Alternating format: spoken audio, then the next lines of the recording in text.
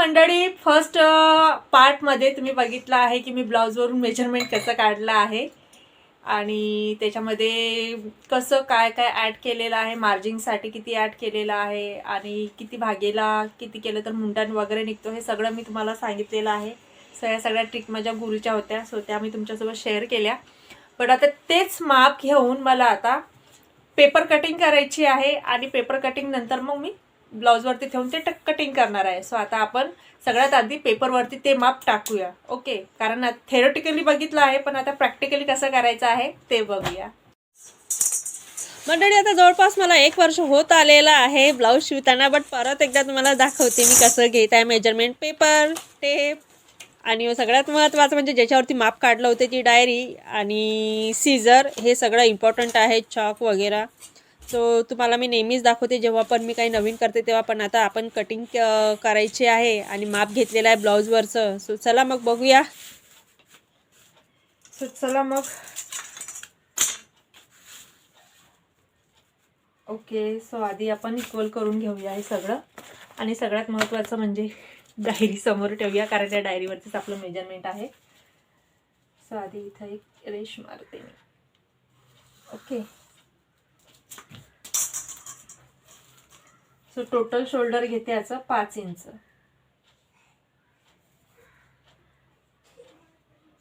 हे बघा, हा आहे 2 इंचाचा गळा.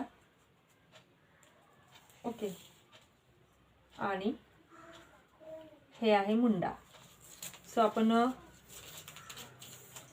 शोल्डर झालं, त्याच्यानंतर घेऊया आपण लंबाई. लंबाई आहे आपली 13 इंचाची, तर 14 घेतलं मी, त्याच्यामध्ये 1 इंच ॲड केला. इथं आली आपली हे. नंतर घेऊया कमरचं माप. कमरचं माप आलं आहे आपलं 34 म्हणजे 34. 34चा चौथा भाग येतो 8.5. हे बघा,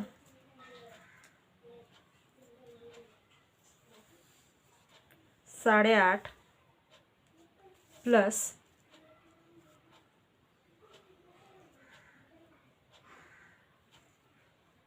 2 म्हणजेच 10.5. आता घेऊया गळा. गळा किती आहे आपला? मागचा गळा 9.5. ओके, बरोबर तिथं 9.5 वरती आणि प्लस अर्धा इंच एक्स्ट्रा म्हणजेच 10 इंच. इथं मार्जिन,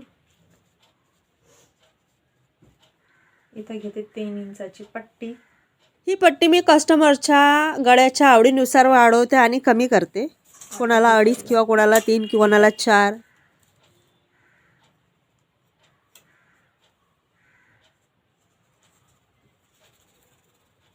ओके, आता याला देते राऊंड शेप, कारण त्यांना कुठलाही शेप नको, त्यांनी सांगितलं राऊंड पाहिजे मला. सो मी आता याला राऊंड देते.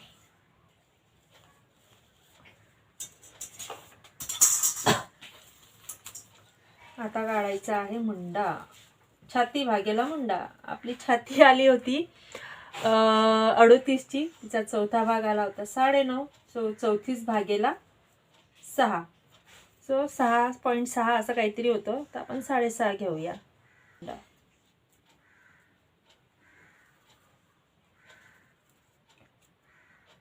मुंडा म्हणजेच बग्गल असं म्हटलं तरी चालेल.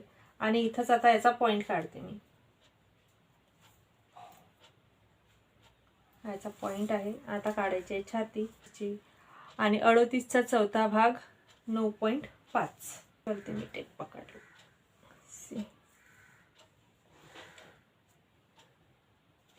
आणि 2 इंच एक्स्ट्रा.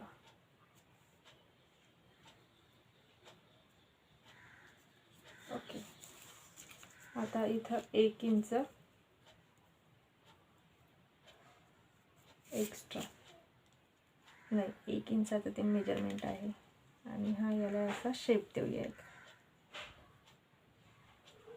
बग्गलचा. बघा मंडळी, 1 वर्षामध्ये माझ्या गुरुने किती छान मला ट्रेन केलं आहे, तेही ऑनलाईन क्लासेसमध्ये. खरं सांगायचं झालं तर सुरुवातीला मला खूप भीती वाटायची की कसं होणार काय होणार, पण खरं सांगते माझ्या मुलीने खूप छान पद्धतीने मला शिकवलेलं आहे आणि तिच्याचमुळे मी आज छान ब्लाऊजही शिवत आहेत. घेऊया. तर मंडळी अशा प्रकारे हा झाला आहे ब्लाऊजच्या मागचा साईडचा भाग, ज्याचा आपण कम्प्लिटली मेजरमेंट टाकून आकार दिलेला आहे आणि आता त्याला करायचा आहे पूर्ण कट, तोही व्यवस्थित शेपमध्ये, कारण ही आहे फक्त मागची बाजू. पुढची बाजू अजून काढायची आहे, म्हणजेच मेजरमेंट टाकून माप काढायचं आहे. तर मंडळी या वर्षभरामध्ये मी दुसऱ्यांचे ब्लाऊज शिवले पण खूप अनुभव आलेले आहेत. खरंच हॅट्स ऑफ आहे या टेलरिंग फील्डमधल्या टेलर लोकांना, जे अशाही लोकांना फेस करतात की ज्यांच्या अंगावरती व्यवस्थित ब्लाऊजही नसतात, आपण छान शिवणे देतो तरी म्हणतात तुम्ही आमचं ब्लाऊज बिघडवलं. सो हे माझ्यासोबत झालेलं आहे. खूप वाईट अनुभव होता तो आणि बऱ्याचदा असं होतं. खरंच खूप डोकं शांत ठेवून त्यांच्यासोबत बोलावं लागतं. बापरे. हा निघाला आहे मागचा पार्ट. हा आहे ब्लाऊजचा समोरचा भाग आणि मागचा जो भाग होता तो टोटल होता 5, म्हणजे गळा आणि शोल्डर मिळून, आणि हा समोरचा भाग जो आहे तो आहे 5.5, म्हणजे 2.5चा आहे गळा आणि 3चा आहे शोल्डर. सो लांबी सेम आहे, त्याच्यासाठी मी हे सर्व जो मागचा भाग आहे तो वरती ठेवून त्याच्यावरूनच मी मेजरमेंट काढलेला आहे. सो तुम्ही बघितलंच आहे, फक्त आपल्याला शोल्डर आणि गळा हा वाढवायचा आहे. ओके. सो आपला मुंडा आहे 6.5चा, छाती आहे 9.5 प्लस 2 इंच घेते. सो प्रत्येकाची वेगवेगळी पद्धत असते माप घेण्याची. मी माझ्या गुरुकडून अशीच पद्धत शिकलेली आहे माप घेण्याची. अजून या फील्डमध्ये मला खूप काही गोष्टी शिकायच्या आहे आणि नक्कीच मी ते शिकत आहे आणि शिकणारच. मलाही खूप आवड निर्माण झालेली आहे या सगळ्या गोष्टी शिकायची. 6.5चा गळा आहे, तर अर्धा इंच त्याच्यामध्ये एक्स्ट्रा मार्जिनसाठी जात असतो. वरचा जसा गळ्याचा भाग 2.5 इंच येतो, तसाच खालचाही गळ्याचा भाग म्हणजे पट्टी ही मी 2.5 इंचाचीच घेतली आहे आणि टोटल आहे 5.5 आणि अर्धा इंच एक्स्ट्रा, म्हणजे हे आहे क्रॉस पट्टीचं मेजरमेंट. दोन्ही साईडला मी 2-2 इंचाचं घेतलेलं आहे, कारण ब्रेस्टचं जी आहे छातीचं माप हे थोडं जास्त येत आहे आणि कमर घेर आहे 8.5 + 2. एक गोष्ट पण माझ्या लक्षात आली आहे की कस्टमर ब्लाऊज टाकताना आपण पैसे सांगतो तेव्हा विचार करत नाही, पण जेव्हा पैसे देण्याची वेळ येते, आपले जेव्हा मेहनतीचे पैसे आपण घेतो, तेव्हा कस्टमर खूप मागे पुढे करतात आणि 10-20 रुपये नक्कीच ते ठेवतात. खरंच ही खूप इरिटेटिंग गोष्ट आहे. ते आपल्या मेहनतीला का समजून घेत नाही. सो हे अनुभव पण मला आता खूप येत आहे हळूहळू. ओके. सो आता कटोरी काढूया आपण 6.5 करा. मी आधी 2 इंच म्हटलं, पण ते दोघी पण म्हणजे अमोरासमोर जे भाग येतात ते मी 2.5 इंचाने वाढवलेले आहेत. नाही तर तसे 3.5 आणि 2.5 असा असतो, पण मी ते 2.5च घेतलेलं आहे, कारण मला कटोरी मोठी घ्यायची होती. एका गोष्टीचा अनुभव आला, आपण किती परफेक्ट ब्लाऊज शिवला तरीही ते कुठेतरी कस्टमरला प्रॉब्लेम्स येतोच, पण तो प्रॉब्लेम्स लक्षात घेऊन आपण ब्लाऊजची कटिंग करताना किंवा माप टाकताना कुठंतरी आपल्याला कमी जास्त ते करावंच लागतं. ओके. सो फायनली अशी आपली कटोरी निघाली. इथं मोस्टली 2.5चं असते, मी 2चं माप घेतलं. सो आता आपण हिला कट करूया. सो फायनली मंडळी तुम्ही बघितलं आहे, अशा पद्धतीनं मी मेजरमेंट टाकलं आणि आता कटिंगही करत आहे. कारण हे ब्लाऊजवरचं माप आहे, अंगावरचं कस्टमरने दिलं नाही. हे पण मला एक अनुभव भेटला आहे की काही काही कस्टमर अंगावरचं माप देत नाही, फक्त आणि फक्त ब्लाऊज देतात आणि ब्लाऊज शिवायला लावतात आणि अपेक्षा ठेवतात की याच्यापेक्षा चांगलं छान शिवायला पाहिजे. पार्ट आणि हा झाला बॅक पार्ट. ओके. पण आता आपण कटोरी वाढवूया. आता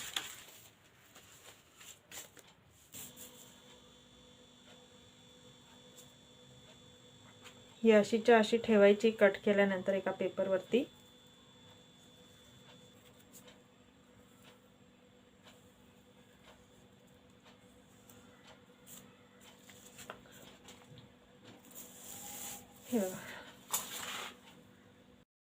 सो बघा, जशीच्या तशी ठेवून मी तिचं ड्रॉ केली आणि काढली. आता हिला 1.5 इंचांनी वाढवायची आहे. सो आपण हिला 1.5 इंचांनी वाढवू. इथे पण 1.5 इंचांनी वाढवायची आहे.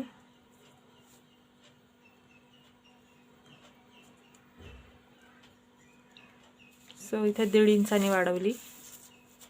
आता इथे पण इंच वाढवायचं आहे, जास्त नाही. आणि हे ओके, हे असं याला जॉईंट करायचं आहे. ओके, आणि आता हे याला मी असं करते. आता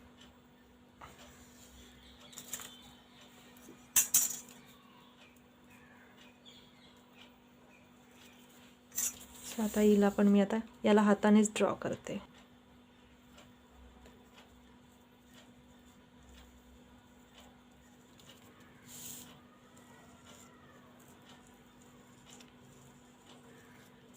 ओके, सो आता आपण याचा मध्य काढूया, किती निघते बघूया.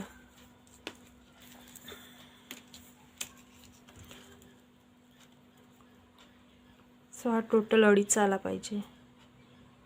वरती 1.5, खाली 1.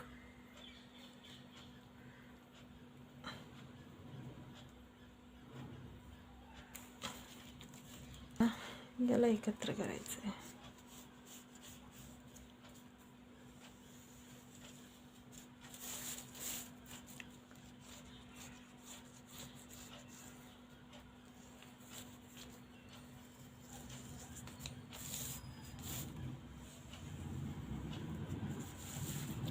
सी बघा, अशी झाली ही कटोरी. करते.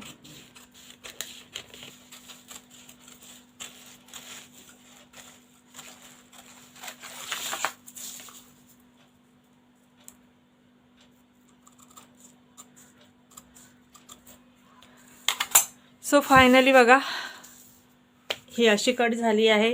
ही झाली कटोरी. जी आपण सुरुवातीला काढली होती मेजरमेंट ही आहे, त्याच्यावरून आपण काढली आहे मोठी कटोरी. ओके, हे बघा.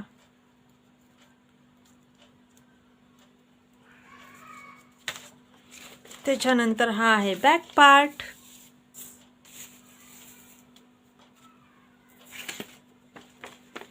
आणि हे सगळे त्याचे पार्ट, म्हणजे हा फ्रंट पार्ट. तर अशा पद्धतीने ही झाली आपली कटिंग. मंडळी, अशा पद्धतीने मी सर्व पेपर कटिंग केली आहे, तेही तुमच्या समोर. आणि तेही ब्लाऊजवरचं माप घेऊन ही पेपर कटिंग केली आहे मी. आणि सेम हेच आता माप ठेवून मला अस्तर कट करायचं आहे आणि त्याच्यानंतर ब्लाऊज कट करायचा. हो, पण हे ब्लाऊज भेटूया पुढच्या ब्लॉगमध्ये. आणि हो, पेपर कटिंग कशी वाटली मला प्लीज कमेंट करून नक्की सांगा.